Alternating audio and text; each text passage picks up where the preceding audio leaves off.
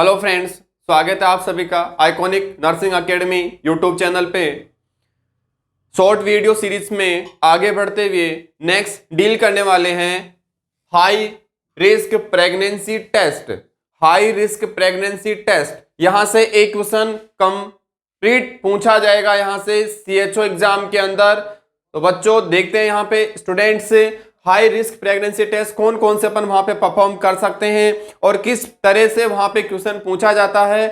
सबसे पहला टेस्ट यहाँ पे कौन सा करेंगे, वायबिलिटी से पहले टेस्ट परफॉर्म करते हैं, वायबिलिटी के बाद में वहां पे जो टेस्ट परफॉर्म करते हैं प्रेगनेंसी को जो रिस्क है उसको पता करने के लिए, जिसमें सबसे पहले अपन देखेंगे इंपॉर्टेंट आपका है एमनियोसेंटेसिस। कौन सा है? एमनियोसेंटेसिस।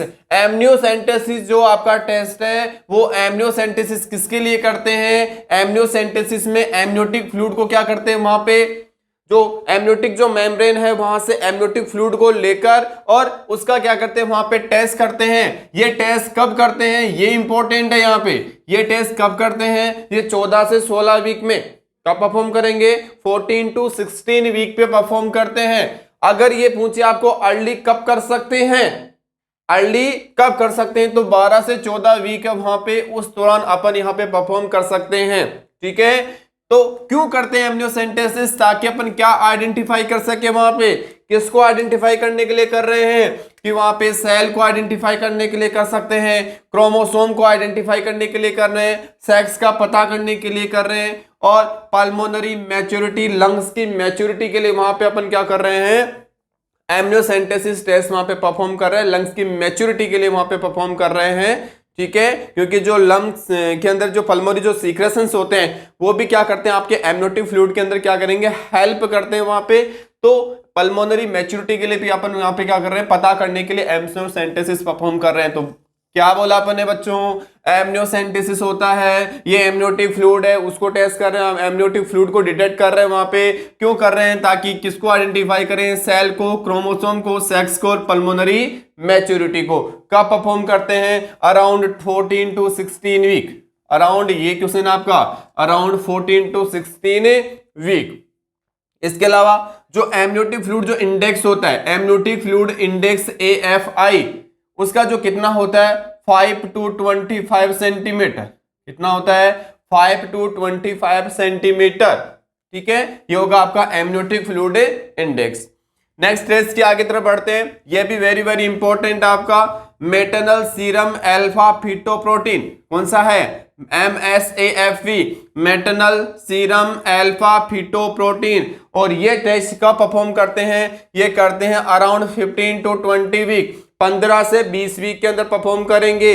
इस वी में क्या करते हैं कि जो प्रोटीन होता है ये कौन बना रहा है, जो फीटल सेक है, योल्क सेक है, वहां से क्या हो रहा है, प्रोटीन का फॉर्मेशन हो रहा है। तो मैटरनल सीरम यहाँ पे क्या लेते हैं, मैटरनल ब्लड लेते हैं। क्या लेते हैं?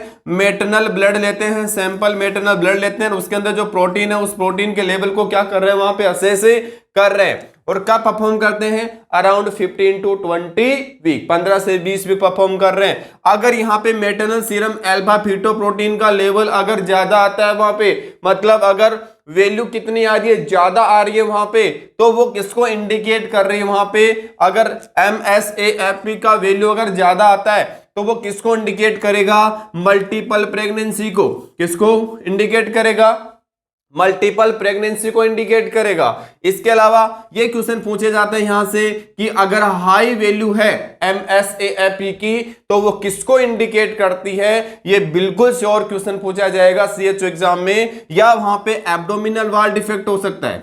आपको ऑप्शन दे दिया, या तो एक्सेप्ट में पूछ सकता है वहां पे, या आपको एक पूछ सकता है कि आपको एक सेलेक्ट करना है।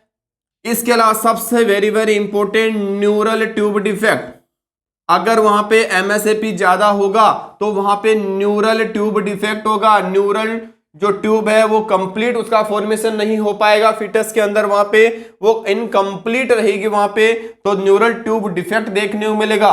ये 3 जो कंडीशन है वो कब देखने को मिल रही है? जो वैल्यू कितनी है, हाई है। किसकी? MSAPP। कब करते हैं? 15 से 20 वीक पे करते हैं। मल्टीपल प्रेगनेंसी को डिनोट करता है high value, abdominal wall defect cause कर सकता है, या वहां पे न्यूरल ट्यूब डिफेक्ट। अगर यही आपसे पूछे कि अगर MSAP की लो वैल्यू हो जाती है, वहां पे लो वैल्यू हो जाती है, तो उस दौरान पर्सन के अंदर क्या कंडीशन डेवलप हो सकती है, तो वहां पे क्या होगा, IUGR होगा, इंट्रा यूट्राइन ग्रोथ रिटार्डेशन। क्या होगा, इंट्रा यूट्राइन ग्रोथ रिटार्डेशन। इसके अलावा सबसे इंपॉर्टेंट डाउन सिंड्रोम, क्या होगा, डाउन सिंड्रोम। ठीक है, डाउन सिंड्रोम आपको कंजेनाइटल कंडीशन देखने को मिलेगी वहां पे कि दो ही क्वेश्चन ज्यादातर पूछे जाते हैं, अगर हाई वैल्यू होगी तो न्यूरल ट्यूब डिफेक्ट है, और लो वैल्यू है तो वहां पे डाउन सिंड्रोम देखने को मिलेगा। साथ में वहां पे मोलार प्रेगनेंसी भी देखने को मिल सकती है आपको। क्या होगा, मोलार प्रेगनेंसी। तो लो लेवल से क्या होगा, वहां पे IUGR देखने को मिलेगा, डाउन सिंड्रोम देखने को मिलेगा, और मोलार प्रेगनेंसी आपको देखने को मिलेगी। ये क्वेश्चन है आपके यहाँ पे, श्योर पूछे जा सकते हैं। नेक्स्ट टेस्ट की आगे तरफ बढ़ते हैं अपन शॉर्ट वीडियोस में। ट्रिपल टेस्ट, कौन सा है आपका, ट्रिपल टेस्ट। जो ट्रिपल टेस्ट है, ये ट्रिपल टेस्ट डाउन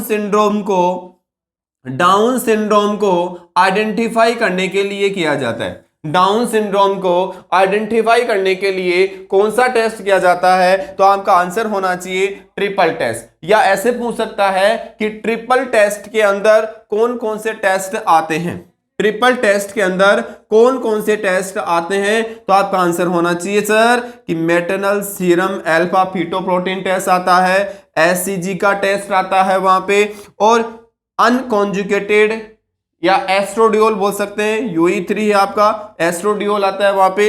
ये 3 टेस्ट आपको देखने को मिल सकते हैं। ये जो टेस्ट होगा कौन सा कहलाएगा, आपका ट्रिपल टेस्ट कहलाता है।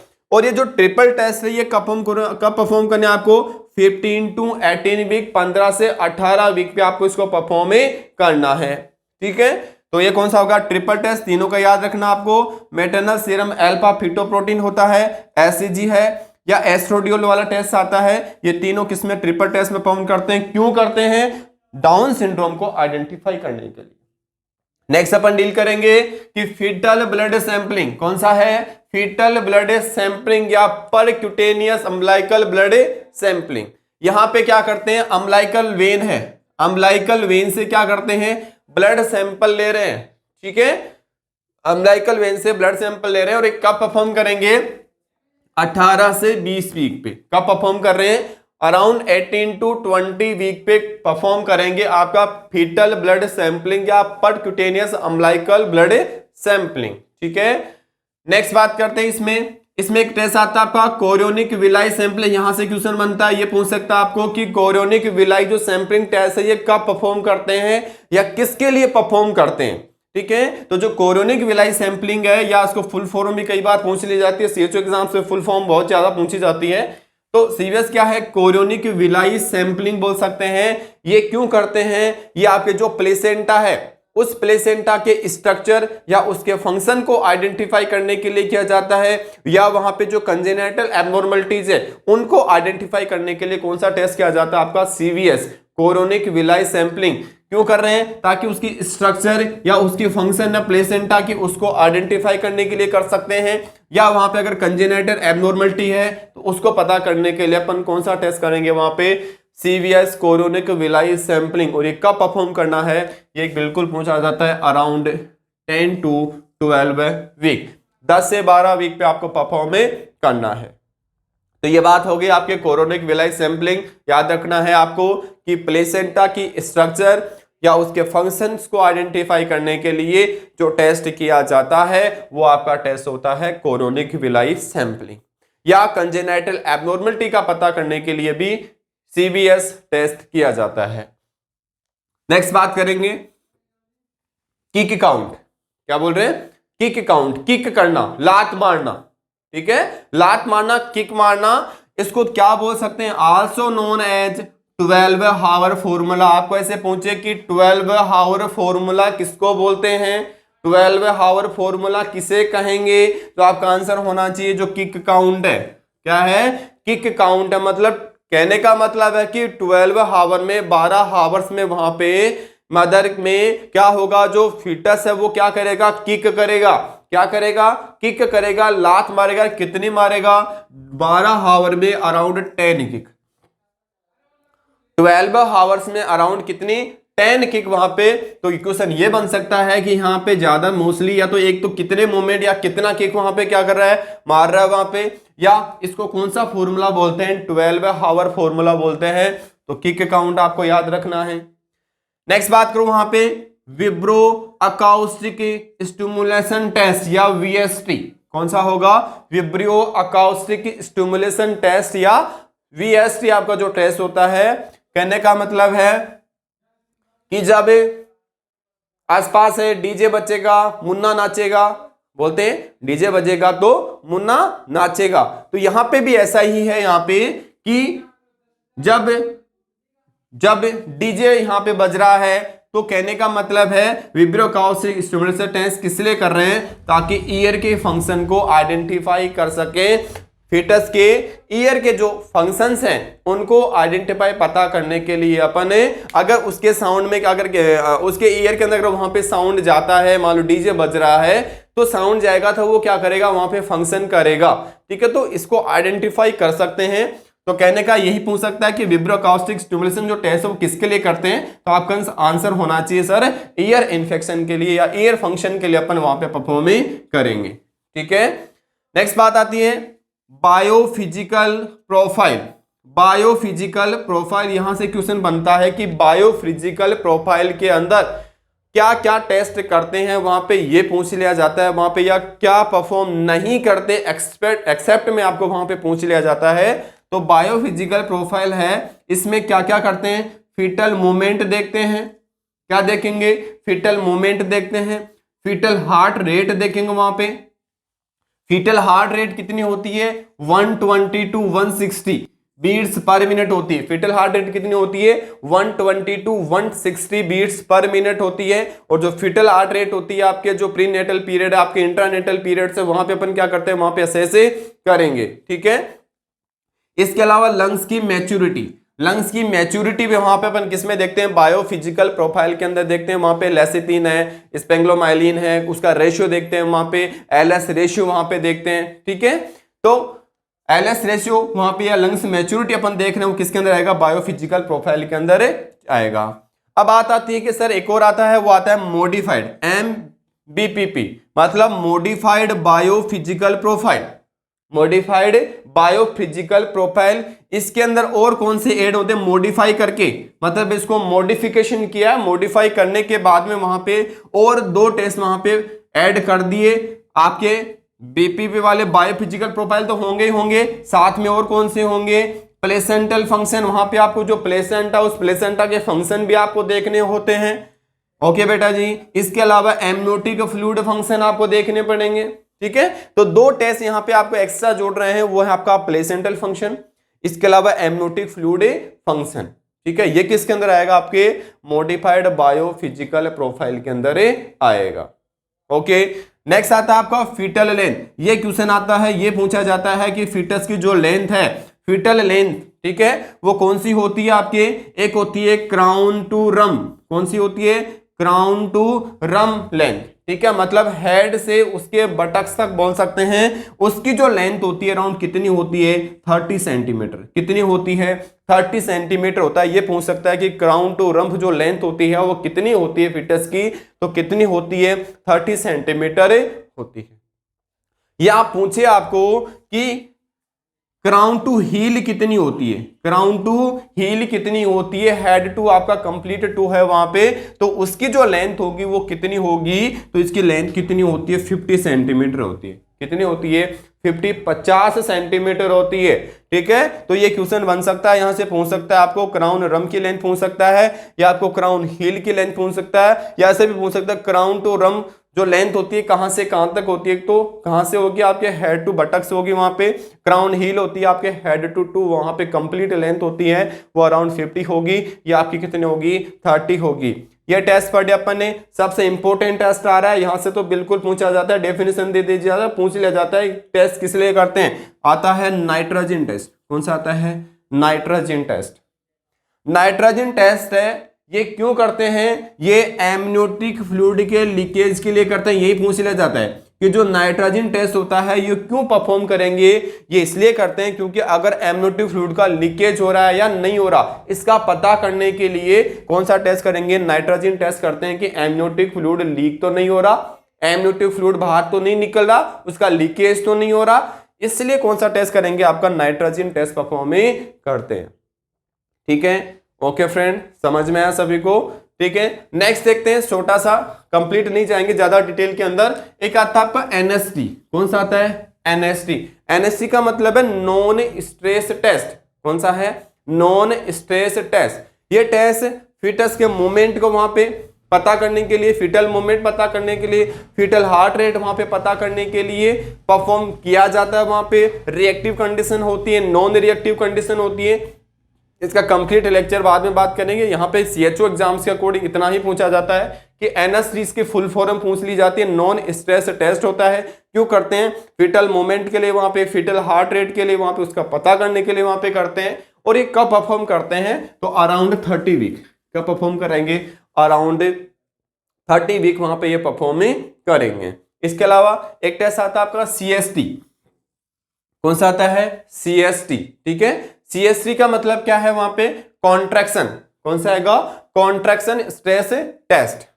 नाम आ रहा है क्या आपका, कॉन्ट्रैक्शन, कि कॉन्ट्रैक्शन के दौरान वहां पे क्या फीटस के अंदर स्ट्रेस देखने को मिल रहा है। कॉन्ट्रैक्शन जब हो रहा है मदर के अंदर, तो कॉन्ट्रैक्शन के दौरान फीटस के अंदर क्या क्या चेंजेस वहां पे देखने को मिल रहे हैं, उसकी फीटल हार्ट रेट के अंदर क्या क्या चेंजेस देखने को मिल रहे हैं। ये जो टेस्ट आपका, ये कब परफॉर्म करते हैं, जब एनएसटी क्या होता है, एबनॉर्मल होता है। एनएसटी अगर एबनॉर्मल होगा तभी आपको ये क्या करना है, टेस्ट वहां पे परफॉर्म करना है, वरना आपको नहीं करना।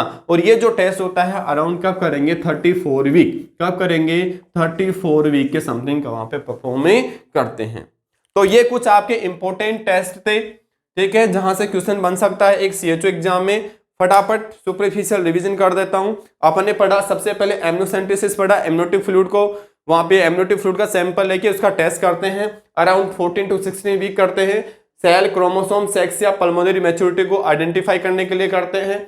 एएफआई होता है, एमनियोटिक फ्लूइड इंडेक्स कितना होता है, 5 से 25 सेंटीमीटर है। मैटरनल सीरम अल्फा फीटोप्रोटीन होता है, अराउंड 15 to 20 वीक पे परफॉर्म करते हैं। हाई वैल्यू किसको इंडिकेट करती है, आपके मल्टीपल प्रेगनेंसीज को, एब्डोमिनल वाल डिफेक्ट को, न्यूरल ट्यूब डिफेक्ट को करती है।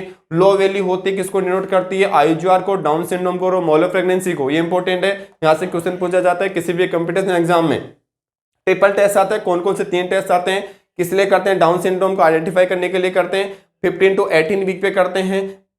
एमएस एएपी होता है, एलसीजी होता है, और अनकंजुगेटेड या एस्ट्रियल होता है, आपका एस्ट्रोडियोल होता है, ये अपने पढ़ा।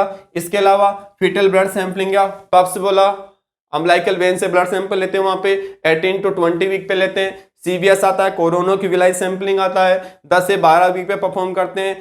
Structure and function of the placenta का पता करने के लिए, कंजेनाइटल एब्नॉर्मलिटी का पता करने के लिए करते हैं। एक आता है आपका किक काउंट।